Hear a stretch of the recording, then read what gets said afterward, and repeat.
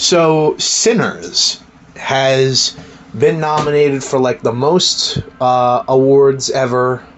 I'm not exactly sure if it won any of these things. I didn't watch the Academy Awards because there's literally no reason to watch the Academy Awards. It's a big farce.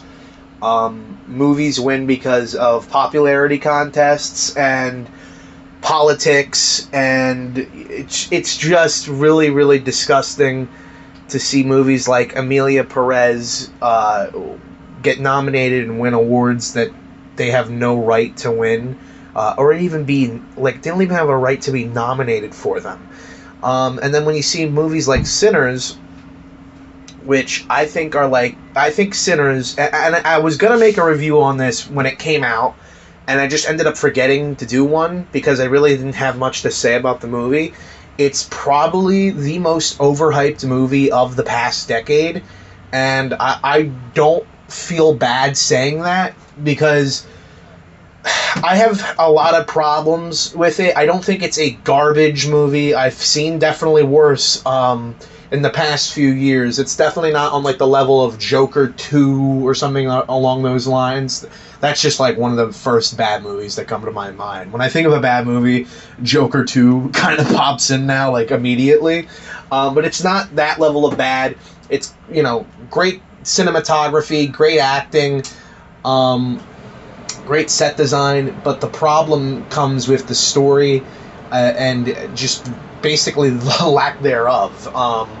You start the movie off with this opening narration that was obviously they obviously put that in later into the film. They added that whole narration part later, like after the movie was done, because they realized that they needed some way to convey what the hell is happening, like in the story, without people being completely clueless as to what's going on. So they add some like half-baked ass motherfucking narration that only comes up maybe once or twice in the film, and like it just basically explains what's happening because nobody could make out what was happening, so they needed someone to be like, yeah, they music is so powerful that they can conjure spirits from the dead and stuff and from the future, and they just needed someone to get that line out so that the audience weren't completely fucking confused as to what's happening, which they still are because they end up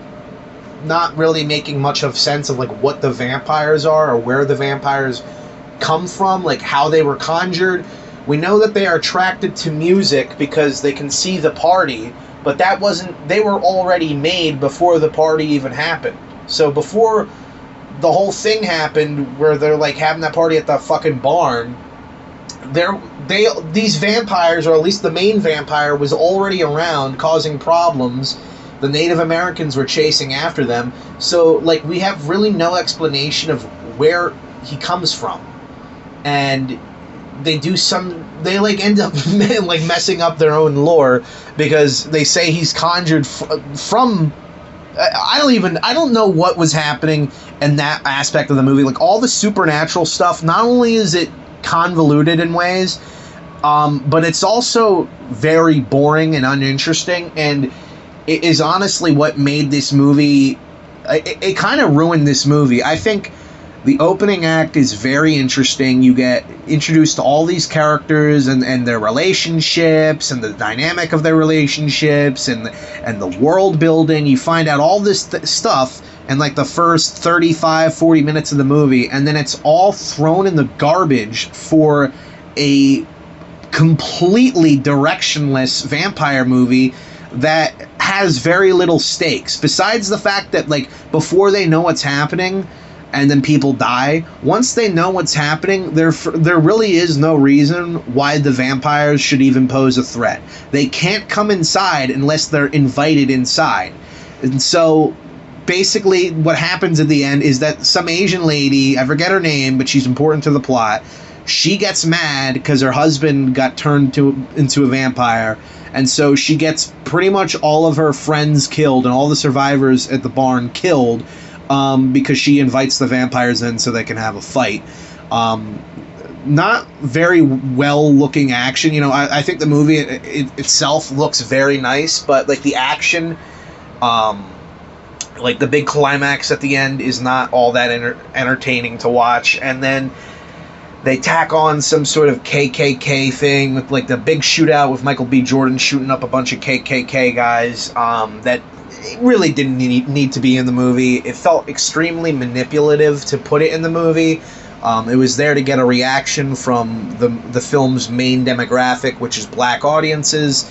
And, you know, it feels very deceptive and manipulative the way they did it, because, like, the movie needed to end on a strong point, and they couldn't end it on a strong point from things that they've actually built up, like, you know, the stakes of the movie. So instead they have, like, the main vampire, I think his name is, like, Remick or something.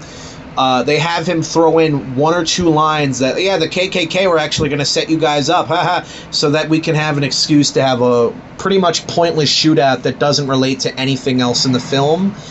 So, like, the movie is just not, on its own merits as a film, isn't all that great, and people were acting like it was way smarter than it actually was, because, and this is a problem, anytime a movie or a piece of media makes analogies to things, or, like, makes references to racism or culture, or has the most broad strokes fucking commentary on social issues, idiots, like, praise it as if it's a fucking, like, as if it's genius. I mean, just because a movie says something about racism doesn't mean what they're saying about racism is all that profound, or even, like, makes much sense.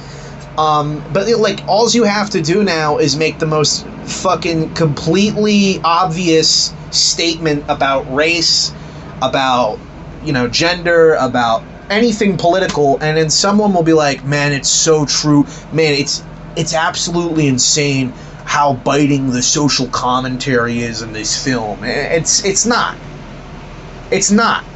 all right?